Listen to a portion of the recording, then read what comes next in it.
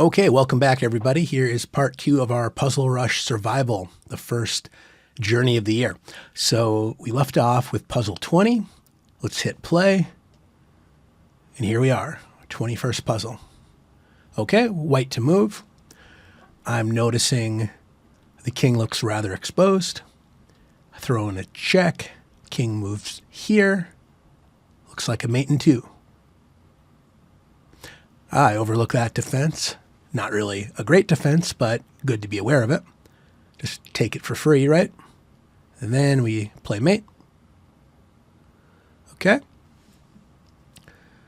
We're down a bit of material. I don't see an immediate threat against us, but I'd like to play check, but not allow the king to escape. How do I sort of prevent that problem? Throw in a check this way with queen a8 mate to follow, I think was the idea. Okay. Bishop takes here. Okay. So I don't see any reason why we wouldn't just take the bishop. And now we just need to defend the pawn. That could be a good endgame to talk about later, by the way. Okay. Queen h5 is played. Don't see anything other than queen e8, mate in 1 as sort of the main threat here. I was entertaining the possible connection between the queen and the bishop there, but okay, we're on the move. Don't want to get mated. Noticing that our target is likely the king, aligned with not only our rook, but also our queen. So one tempting move here, you might notice, hey, look at that, free bishop. You capture the bishop while exposing the queen's attack there against the king, and that feels good, but I think there's something stronger to be found. What if I play rook g5? Discover the check with the queen and attack the opponent's queen. So good example of when you find a move that represents an idea, such as discovering the queen's attack there against the king, don't put all of your emphasis on only like one way to express that idea. Meaning you might see rook takes bishop first, but then zoom out and be like, okay, are there any other ways we can possibly do something very similar? And here I think the right move is rook g5. And notice, although the queen and the bishop are both guarding that square, it's immune from capture because of the discovered check there by the queen. Okay. Take. All right. I see a check. Queen must block. And then that looks like mate to me. Okay. What's going on here? A lot of action against this knight. 1, 2, 3 attackers. 1, 2, 3 defenders. If this pawn ever has to recapture, notice that would open up the B file for our rooks. So that's looking pretty good. I think that is our target, the rook on B1. We have 1, 2 potential X-ray attackers if we can get this pawn to disappear. And I think we can accomplish that by taking the knight. If the rook takes, we can take back. Take and take, and I think that rook will be hanging at the end of the day. So I think that is our answer. I should have pointed out, by the way, that our rook is under fire, so we have to be careful. But I was very confident to play this move because we're attacking the queen. So take, take. I think we just take with the rook. Take again.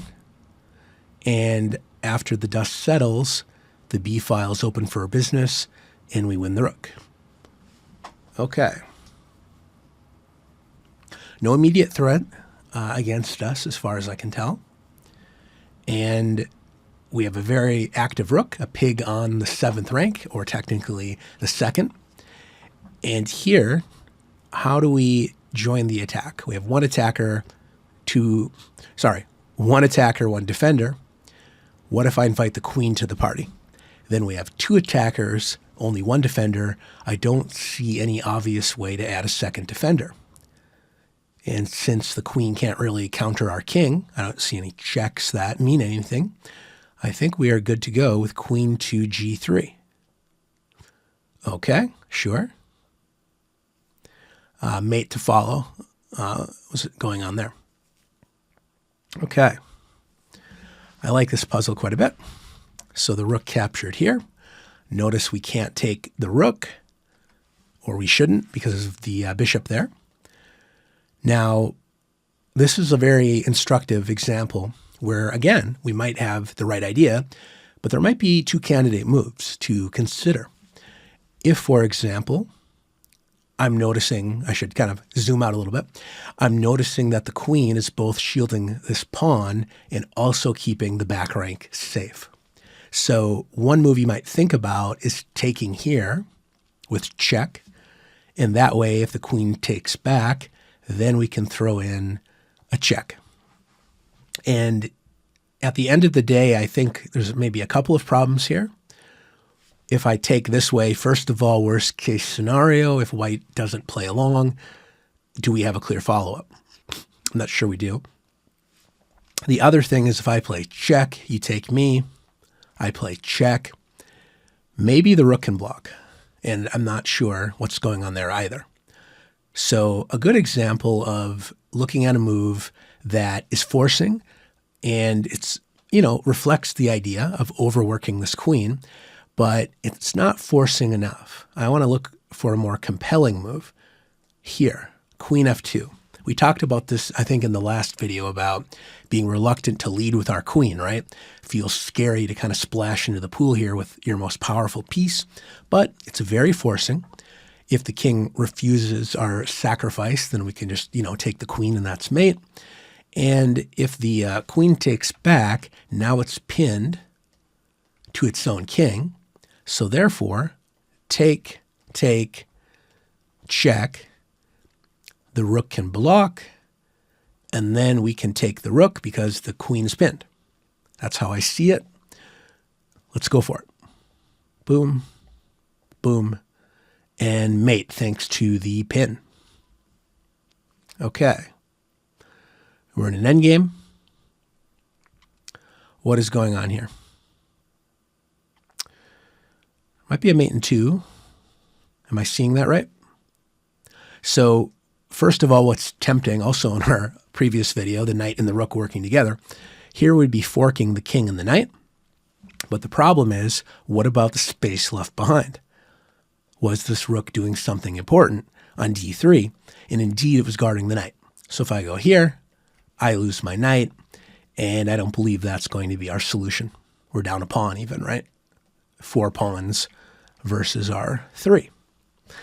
Now the king is very active, but also very exposed. What if I play knight to f6? Very forcing move.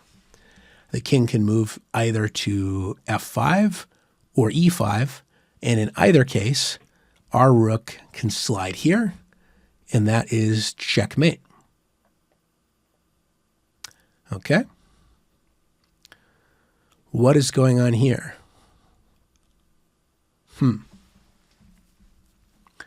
Well, there was an early f4 and then f5 was played. When you see the f-pawn march up the board, I always think about the diagonal it leaves behind, leading to the king in the opening, right? So as far as I can tell, check, take the pawn is probably our answer here, a double attack. I can attack the exposed king and the unprotected pawn all at the same time. So I think that's our answer. Boom. Okay, any other idea here? I think we're good. Alrighty. Very good puzzle. Complicated dynamics. So let's zoom out for a minute. The material count is what? Even, right? Compare the pawns, compare the knights and the bishops, compare the rooks, compare the queen. Okay. So the knight is attacking our rook, attacking the knight, and revealing the rook's pressure there as well. But on the other hand, it does open up the f-file. Okay. Fair enough.